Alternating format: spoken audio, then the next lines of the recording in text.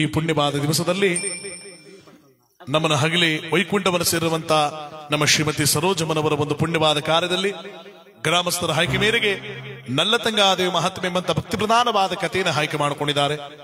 ಸಂಪೂರ್ಣವಾಗಿ ಕಥೆಯನ್ನು ಸಂಪೂರ್ಣವಾಗಿ ಕೇಳ್ತಾ ದೈವಾನುಗ್ರಹಕ್ಕೆ ಪಾತ್ರರಾಗೋಣ. ಜಗದೊಳಗೆ ಪುಣ್ಯವನ್ನು ಗಳಿಸಲು, ಈ ಪುಣ್ಯವಾದ ಕಾರ್ಯವನ್ನು ನಾವೆಲ್ಲರೂ ಕೂಡ ಜಯಿಸಲು ಆ ಪರಮಾತ್ಮನ ಅನುಗ್ರಹ ಬೇಕು. ಆ ತಾಯಿಯ ಪುಣ್ಯಕಾರದಲ್ಲಿ ನಮಗೆಲ್ಲ ಪುಣ್ಯ ಸಿಗುವಂತಹ ದಿವಸ ಆ ಪರಮಾತ್ಮ ಅನುಗ್ರಹಿಸಿಕೊಟ್ಟಿದ್ದಾನೆ. ಭಕ್ತಿ ಕಥೆಯನ್ನು ಕೇಳೋಣ, ದೈವಾನುಗ್ರಹಕ್ಕೆ ಪಾತ್ರರಾಗೋಣ. ಮಿರ್ವಪುರದೊಳಗೆ ಸಿರಿಯ ಮನೆನಿಸಿದ ಪರಮ ಪುರುಷ ಶಿವ ಚರಿತೆಯ ಪಾಡುವೆ.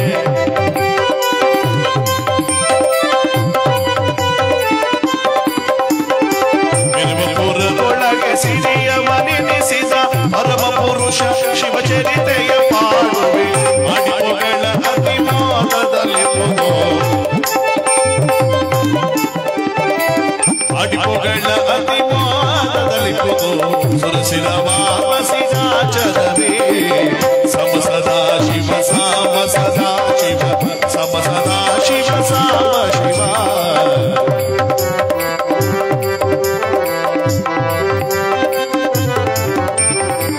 ಸಮ ಸದಾ ಶಿವ ಸಮ ಸದಾ ಶಿವ ಸಮ ಸದಾ ಶಿವ ಸಾಮ ಶಿವ.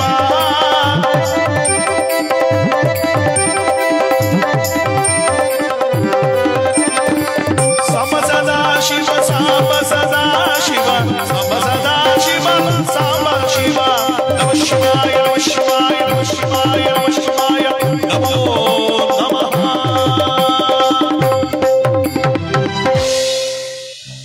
ಈ ಕಥೆಯ ಮೊಟ್ಟ ಮೊದಲು ಭರತ ಭೂಮಿಯಲ್ಲಿ ಪ್ರಸಿದ್ಧವಾಗಿರುವಂತಹ ಸುಂದರವಾದ ಪಟ್ಟಣ ಅಂಗಕಳಿಂಗ ಚೋಳ ಮಗದ ಚಪ್ಪನೈವತಾರ ದೇಶಗಳ ಮಧ್ಯದಲ್ಲಿ ಭರತ ಖಂಡದಲ್ಲಿ ಸುಭಿಕ್ಷತೆಯನ್ನು ಪಡೆದಿರುವಂತಹ ಅಪ್ರತಿಮವಾಗಿರ್ತಕ್ಕಂಥ ಸಾಮ್ರಾಜ್ಯ ಮಥುರಾನಗರ ಎಂಬ ಸಾಮ್ರಾಜ್ಯ.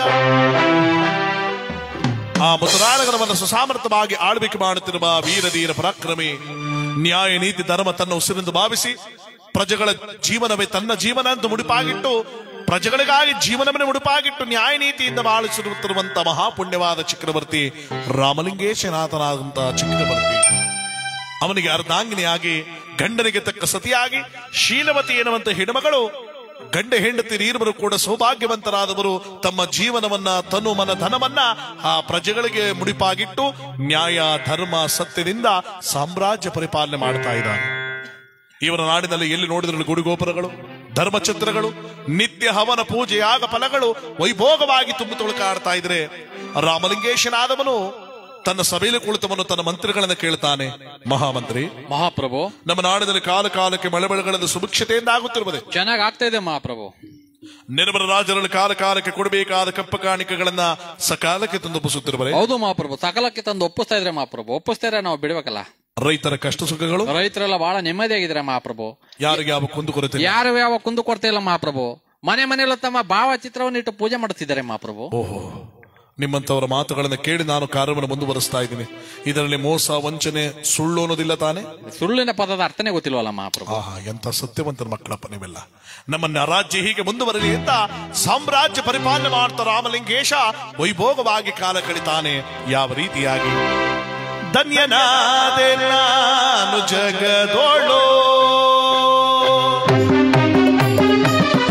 ಧನ್ಯನಾದೆ ನಾನು ಜಗದೋಳು, ಮಾನ್ಯನಾದೆ ನಾನು ಇಡೆಗೋಳು, ಧನ್ಯನಾದೆ ನಾನು ಜಗದೋಳು, ಮಾನ್ಯನಾದೆ ನಾನು ಇಡೆಗೋಳು, ಧನ್ಯನಾದೆ ನಾನು ಜಗದೋಳು.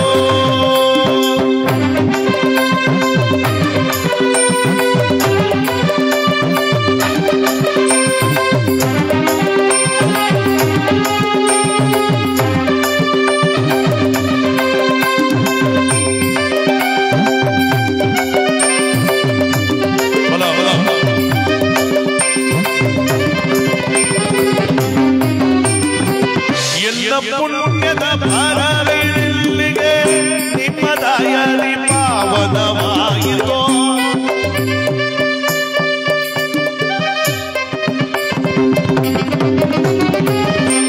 ಪುಣ್ಯದ ಭಾರವಿಲ್ಲಿಗೆ ನಿಮ್ಮ ದಯದಿ ಪಾವನವಾಯಿತೋ, ಧನ್ಯನಾದೆ ನಾನು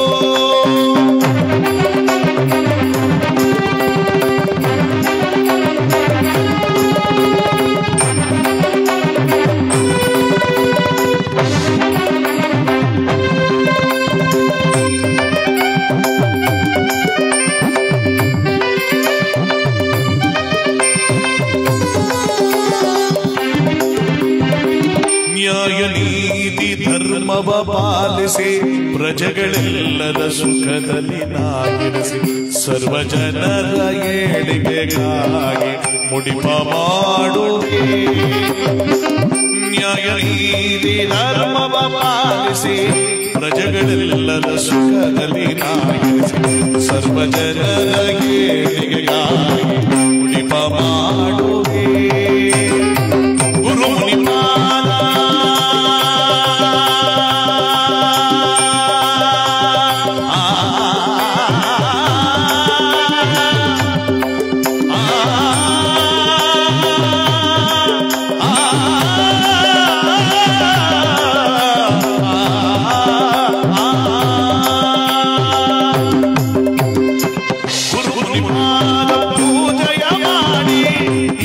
ಕರಗಳು ಮಾನ್ಯವಾದವೋ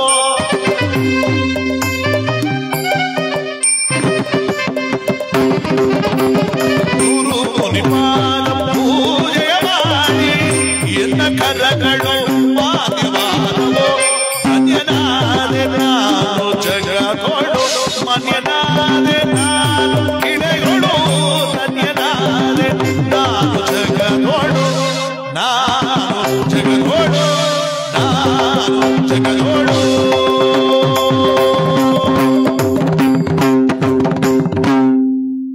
ನ್ಯಾಯ ನೀತಿ ಧರ್ಮದಿಂದ ಸಾಮ್ರಾಜ್ಯ ಪರಿಪಾಲಕನಾಗಿ ರಾಮಲಿಂಗೇಶ್ ಮತ್ತು ಶೀಲವತಿ ಇರುವರು ಕೂಡ ಧರ್ಮಯುತವಾದ ಸಾಮ್ರಾಜ್ಯವನ್ನು ಕಟ್ಟಿ ಉನ್ನತವಾಗಿ ಕಾಲ ಕಳೀತಾ ಇದ್ರೆ ಭಗವಂತನಾದ ಪರಮೇಶ್ವರ ಈ ಗಂಡ ಹೆಂಡತಿಯರಿಗೆ ಎಲ್ಲಾ ಸೌಭಾಗ್ಯಗಳನ್ನು ಕೊಟ್ಟಿದ್ದಾನೆ. ಇವರಿಗಿರುವಂತ ಒಂದೇ ಒಂದು ದುಃಖ ಫಲ, ಮದುವೆಯಾಗಿ ಅನೇಕ ವರ್ಷಗಳಾಗ್ತಾ ಇದೆ, ಮಕ್ಕಳಿಲ್ಲ ಮಕ್ಕಳಿಲ್ಲ ಅನ್ನೋ ಚಿಂತೆ.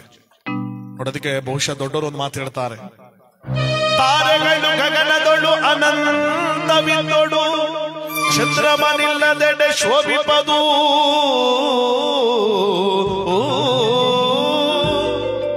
ತಲೆ ಎತ್ತಿ ನೋಡಲು ಸಮುದ್ರ ಸಾಗರಗಳು ಅನಂತವಿದ್ದರು ತಾವರೆ ಇಲ್ಲದೆಡೆ ಶೋಭಿಪದು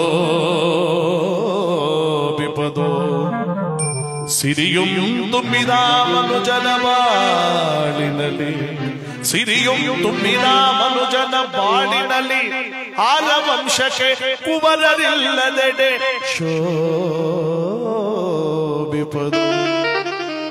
ಹರ ಹರ ಶ್ರೀ ಚಂದ್ರ ಸೋಮೇಷ್ಟದ ಹರ ಹರ ಶ್ರೀ ಚಂದ್ರ ಸೋಮೇಷ್ಟದ.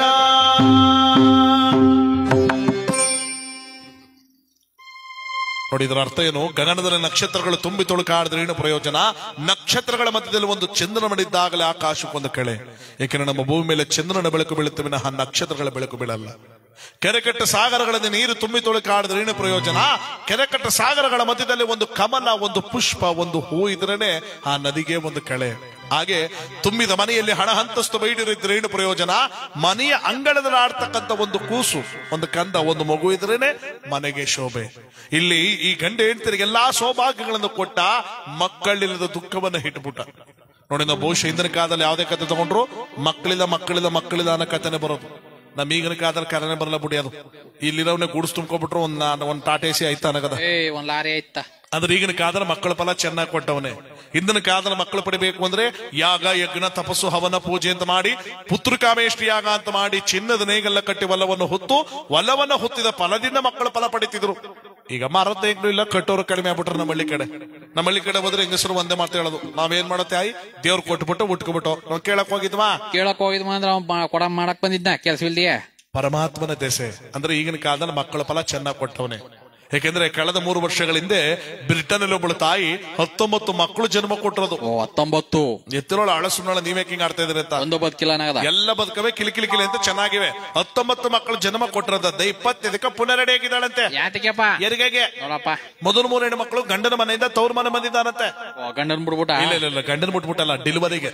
ಅಲ್ಲಿಗೆ ಅದೊಂದ್ 3 ಇದೊಂದು 8 ಮಕ್ಕಳು 32 ಮುಂಗಾರು ಮಳೆ ಆನಕಲ್ ಮಳೆ ಹೋದಂಗ ಆಯ್ತಪ್ಪ. ಅಂದ್ರೆ ಮಳೆ ಬೆಳೆ ಕಡಿಮೆ ಆದ್ರೂ ಈ ಬೆಳೆ ಚೆನ್ನಾಗಿ ಕೊಟ್ಟವನ ಈಗಿನ ಕಾಲದಲ್ಲಿ. ಆದ್ರೆ ಇಂದಿನ ಕಾಲದಲ್ಲಿ ಯಾವುದೇ ಕತೆ ತಗೊಂಡ್ರು ಮಕ್ಕಳಿಲ್ಲ ಅನ್ನೋ ಕಥೆನ ನೋಡಿ.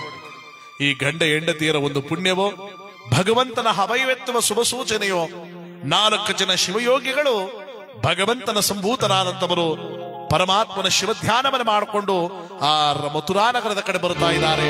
ಇವರ ಪುತ್ರದ ಒಂದು ನೋವನ್ನ ಈಗಿಸೋದಕ್ಕೋಸ್ಕರವಾಗಿ ಯಾವ ರೀತಿಯಾಗಿ ಜಟಾಜೂಟ ಗಂಗಾ ಮಕುಟ ಶಶಿಲಲಾಟ ಶೋಭಿತಾ ಹೇಮಕೂಟ ತಟ ನಿವಾಸ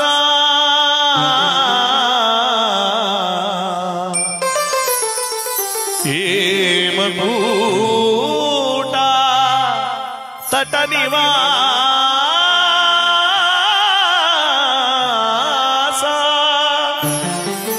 ದಿಟ ನಟವರ ಪಂಡಿತ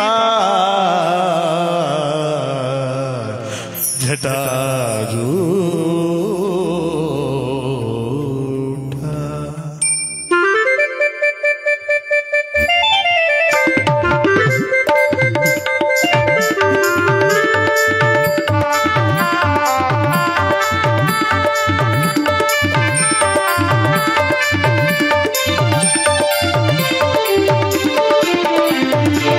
ಜಟಾಜೂಟ ಗಂಗಾ ಮಕುಟ ಶಶಿಲಲಾಟ ಶೋಭಿತಾ ಜಟಾಜೂಟ ಗಂಗಾ ಮಕುಟ ಶಶಿಲಲಾಟ ಶೋಭಿತಾ ಹೇಮಕೂಟ ತಟ ನಿವಾಸ ಹೇಮಕೂಟ ತಟ ನಿವಾಸ ದಿಟ ನಟವರ ಪಂಡಿತ ಜಟಾಜೂಟ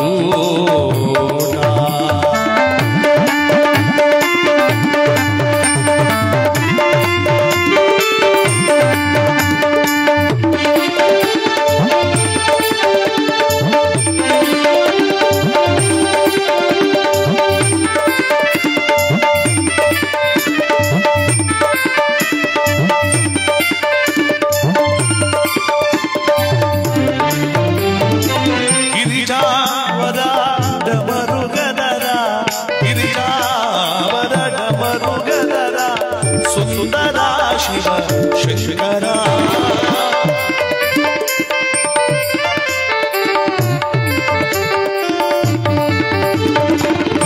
ಗಿರಿಜಾವರ ಮರುಗದರ ಸುಂದರ ಶಿವ ಶಂಕರ ಕೃಪಾಸಾಗರ ಗುಣಗಂಭೀರ ಕೃಪಾಸಾಗರ ಗುಣಗಂಭೀರ ಶಂಕರ ತರ ವರ ಶಂಕರ ಜಟಾಜೂಟ ಗಂಗಾ ಮಕುಟ ಶಶಿಲಲಾಟ ಶೋಭಿತಾ ಹೇಮಕೂಟ ತಟ ನಿವಾಸ ಹೇಮಕೂಟ ತಟ ನಿವಾಸ ದಿಟ ನಟವರ ಪಂಡಿತ ಜಟಾಜೂಟ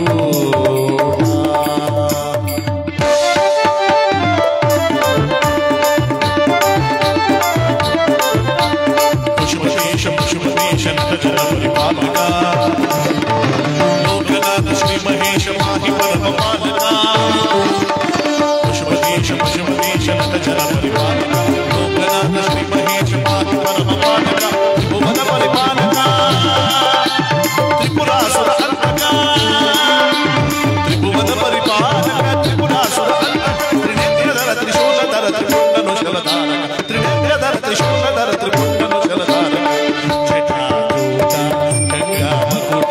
शशिललाट शोभिता हेमकूट तट निवास हेमकूट तट निवास दिट नटवर पंडित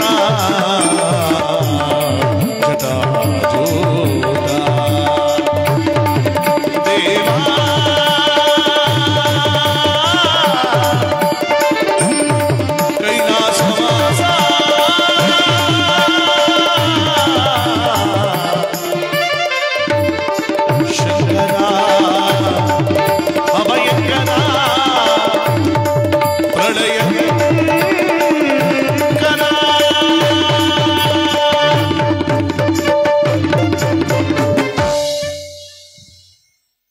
ಭಕ್ತಿಯಿಂದ ಶಿವಧ್ಯಾನವನ್ನು ಮಾಡಿಕೊಂಡ 4 ಜನ ಶಿವಯೋಗಿಗಳು ಮಥುರಾನಗರದ ಕಡೆ ಬಂದಾಗ ರಾಮಲಿಂಗೇಶ ಮತ್ತು ಶೀಲವತಿ ಆ ಗುರುಗಳ ಪಾದ ಪೂಜೆಯನ್ನು ಮಾಡಿ ಒಳಗೆ ಕರ್ಕೊಂಡೋಗಿ ಅರಮನೆ ಒಳಗಡೆ ತಮ್ಮ ದುಃಖವನ್ನು ಹೇಳ್ಕೊತಾ ಇದ್ದಾರಂತೆ. ಬನ್ನಿ ಪೂಜ್ಯರೇ ಬನ್ನಿ.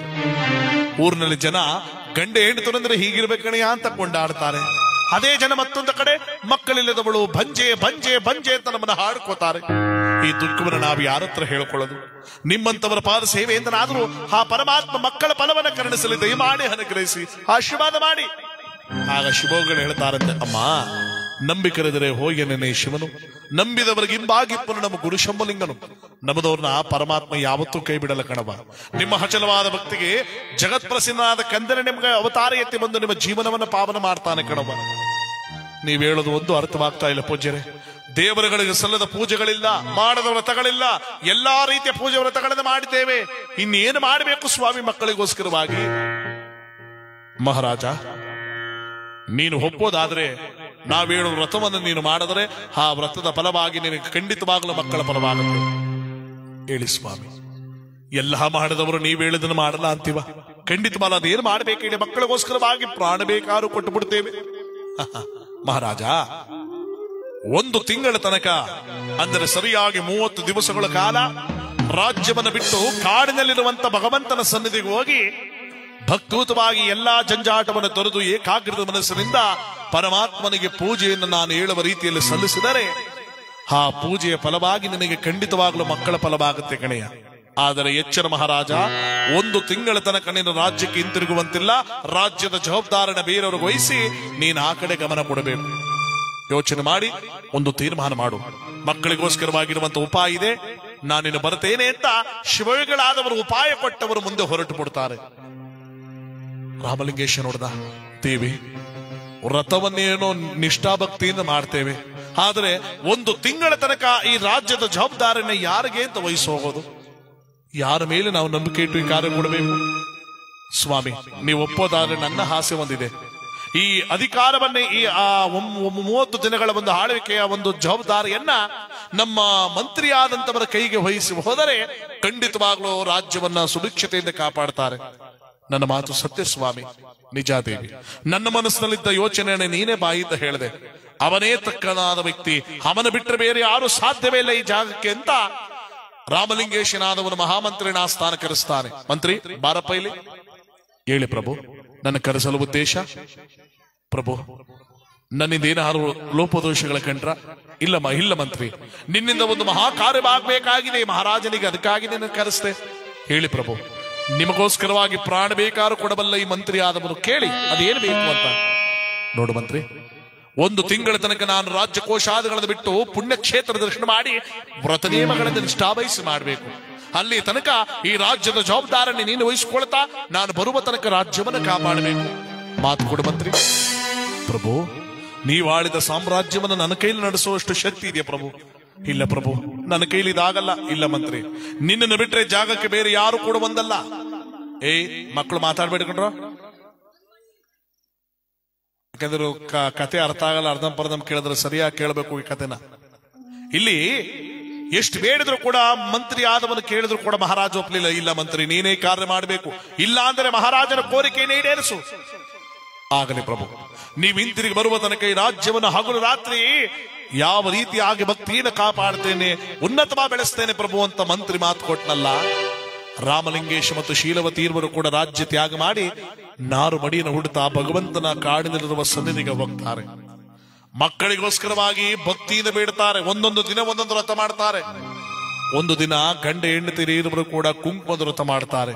ಮತ್ತೊಂದು ದಿನ ಹರಿಶಿನದ ವ್ರತ, ಮತ್ತೊಂದು ದಿನ ವಿಭೂತಿ ವ್ರತ, ಮತ್ತೊಂದು ದಿನ ಪ್ರಸಾದದ ವ್ರತ, ಮತ್ತೊಂದು ದಿನ ರುದ್ರಾಕ್ಷಿ ವ್ರತ.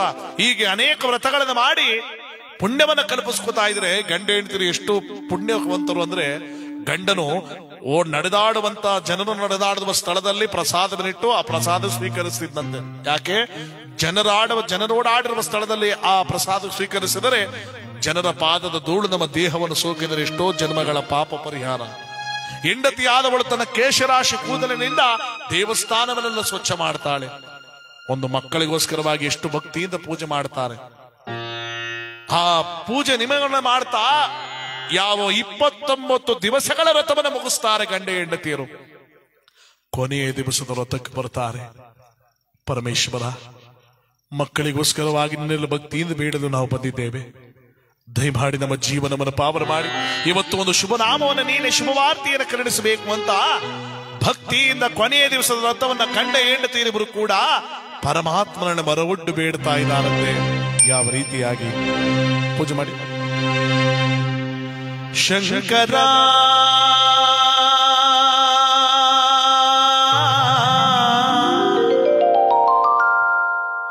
ನಾದ ಶರೀರ ಪರ ವೇದ ವಿಹಾರ ಹರ ಜೀವೇಶ್ವರ ಶಂಕರ ನಾದ ಶರೀರ ಪರ ವೇದ ವಿಹಾರ ಜೀವೇಶ್ವರ ಶಂಕರ